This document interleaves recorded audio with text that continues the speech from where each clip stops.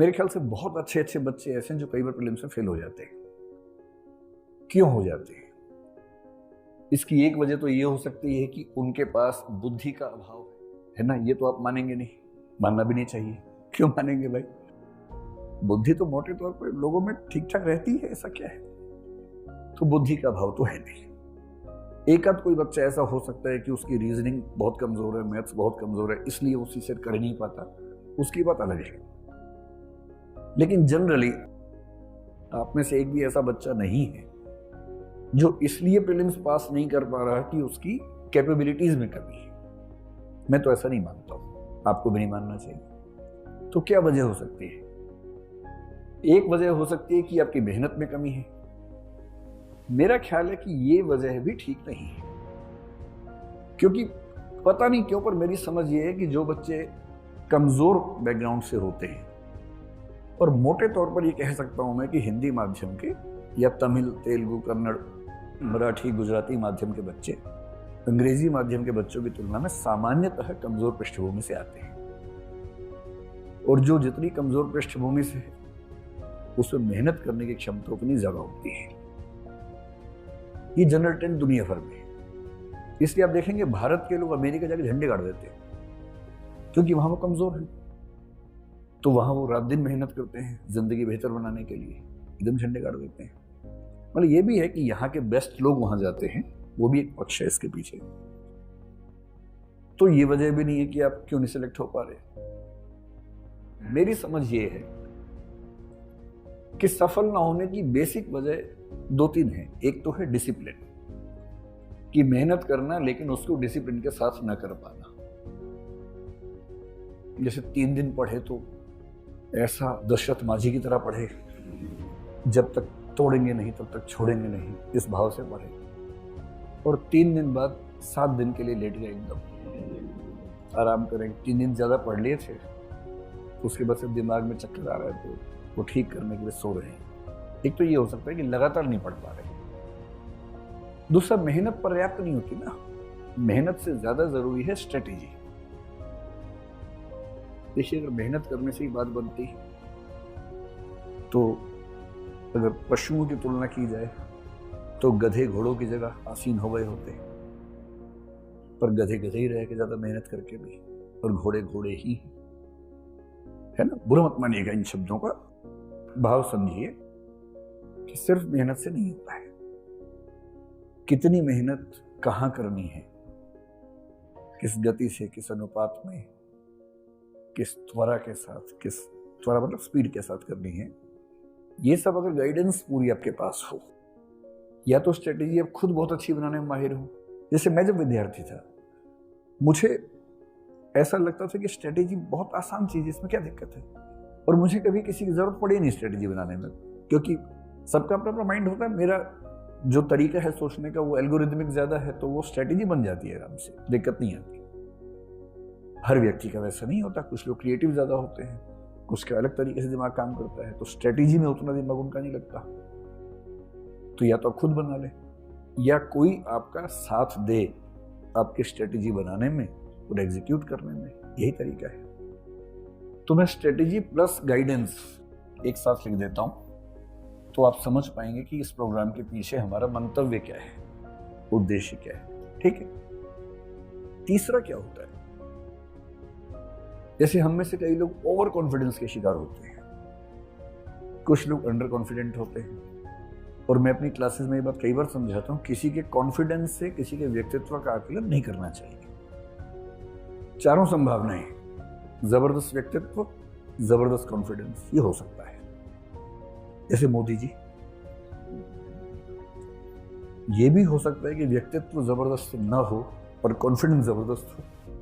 इसका एग्जाम्पल मैं नहीं दूंगा है ना। वैसे ही देश का माहौल ठीक नहीं है, पता लगा इसी पे किसी ने मार दिया और कहा कि यूक्रेन से बम आया था। अभी तो यूक्रेन के नाम पे कुछ भी हो रहा है, सब्जी के रेट बढ़ गए हैं, लोग कह रहे हैं कि यूक्रेन से सप्लाई नहीं आ रही है, इससे टमाटर महंगा हो गया है। अजीब हाल है। युद्ध का फायदा सब लोग अपने अपने तरीके से उठा लेते हैं। तीसरा ये भी हो सकता है कि योग्यता ज्यादा हो पर कॉन्फिडेंस कम हो, और चौथा तो होता ही है, योग्यता भी कम, कॉन्फिडेंस भी कम। वो तो खूब दिखता है। तो पहले मैं भी जब छोटा था आपकी तरह, जब मुझसे कोई बहुत कॉन्फिडेंस से बोलता था ना कि मैं तो आईपीएस बन के मानूंगा, मैं डर जाता था कि ये तो बन ही जाएगा, इतने कॉन्फिडेंस से बोल रहा है। धीरे धीरे कई अनुभवों से मैंने सीखा कि बोलने पे नहीं जाना चाहिए, और अब तो उल्टा हो गया है। प्रीलिम्स में जब मुझे कोई बच्चा बोलता ना कि 70 ठीक है, मैं समझता इससे तो नहीं होगा। जब कोई कहता है कि नेट स्कोर 140 प्लस आ रहा है, तो और मेरा अनुमान आमतौर पर ठीक निकलता है ऐसे मामलों में, नहीं ही होता है। फिर वो कई साल तक गीत गाते हैं कि गोला गलत भर दिया था, या रोल नंबर मैंने तो ठीक भरा था, जो इन्विजिलेटर था मुझे गुस्से में देख रहा था, उसने बाद में रोल नंबर चेंज कर दिया मेरा। ऐसी ऐसी बातें इसी को गालिब कह गए हैं। हमको मालूम है जन्नत की हकीकत, लेकिन दिल के खुश रखने को गालिब ख्याल अच्छा है। तो ख्यालों में रहिए, क्या दिक्कत है। तीसरी बात जो मैं कहना चाह रहा हूं, आप दरअसल कहां खड़े हैं। दुष्यंत कुमार की एक पंक्ति मुझे बड़ी प्रिय है, तुम्हारे पैर के नीचे जमीन नहीं और कमाल यह है कि तुम्हें इसका यकीन नहीं। पैर के नीचे जमीन है ही नहीं, खड़े हैं हवा में, और कॉन्फिडेंस ऐसा कि बाप रे बाप। तो याद रखना, तुम्हारे पैर के नीचे जमीन नहीं और कमाल है कि तुम्हें इसका यकीन नहीं। ऐसा आपके साथ ना हो जाए। एक मैंने बड़ा अच्छा कार्टून देखा, एक फट्टा रखा हुआ है बैलेंस किया हुआ, उस फट्टे पे आगे एक आदमी खड़ा है, एक पीछे खड़ा है, इसीलिए बैलेंस है। पीछे वाला आगे वाले को लात मार रहा है, तो नीचे लिखा हुआ आ रहा है, लात मारने से पहले अपना भी देख लो, है ना। कई बार जरूरी होता है कि हमें अपनी जमीन का आइडिया हो। तो हमें ऐसा लगता है कि यदि आपके पास एक साइंटिफिक फीडबैक सिस्टम हो। साइंटिफिक फीडबैक क्या होता है, सारा खेल इसी का है। अगर आपसे कोई पूछे मेंटरशिप क्या है, तो बोलना साइंटिफिक फीडबैक मैकेनिज्म। मूल रूप से ये हमें ये पता ही नहीं होता कि हम कौन से सेगमेंट में कितने अच्छे हैं, कहां कितने बुरे हैं। सब सेगमेंट, टॉपिक, सब टॉपिक, कंसेप्चुअल प्रश्नों में अच्छे हैं या फैक्चुअल में अच्छे हैं, कितना टाइम ले रहे हैं। ऐसा तो नहीं कि हम ठीक कर रहे हैं पर बाकी लोगों की तुलना में टाइम ज्यादा ले रहे हैं। और जब हमें अपनी एक एक चीज, एक एक अच्छाई और बुराई का साइंटिफिक फीडबैक ना मिले, तो हम अंधेरे में तीर मारते रहते हैं। और इसी प्रोसेस में देखिए, प्रीलिम्स जो है ना, पढ़ाई का खेल है नहीं। दरअसल पढ़ाई तो एक पक्ष है, जिसकी स्ट्रेटेजिक थिंकिंग बेहतर है, प्रीलिम्स उसका निकलना बहुत आसान है। और जो स्ट्रेटेजी में कमजोर है, रणनीति में कमजोर है, उसका प्रीलिम्स निकलना बहुत मुश्किल काम है। बेसिकली हम ये करना चाह रहे हैं कि आपको अपनी तैयारी के एक एक पक्ष में साइंटिफिक फीडबैक मिल जाए, और साथ में एक ऐसा व्यक्ति मिल जाए जो आपको मेंटरशिप यानी कि मार्गदर्शन, साथी की भूमिका में आपके साथ खड़ा हो सके, जो आपसे सीनियर हो, जो उन चीजों से निकला हो जिनको आप झेल रहे हैं, और वो आपको बता पाए कि देखो इस चीज में दिक्कत है तो इसका ये समाधान है, ऐसे करो। आपका हाथ पकड़ के आपको आगे लेके जा सके। अगर ये सब हो जाए, क्या होता है कि 2, 4, 5 नंबर से ही अटकते हैं हम लोग आमतौर पे। वो 5 नंबर की यात्रा बहुत मुश्किल नहीं है इस प्रोसेस में।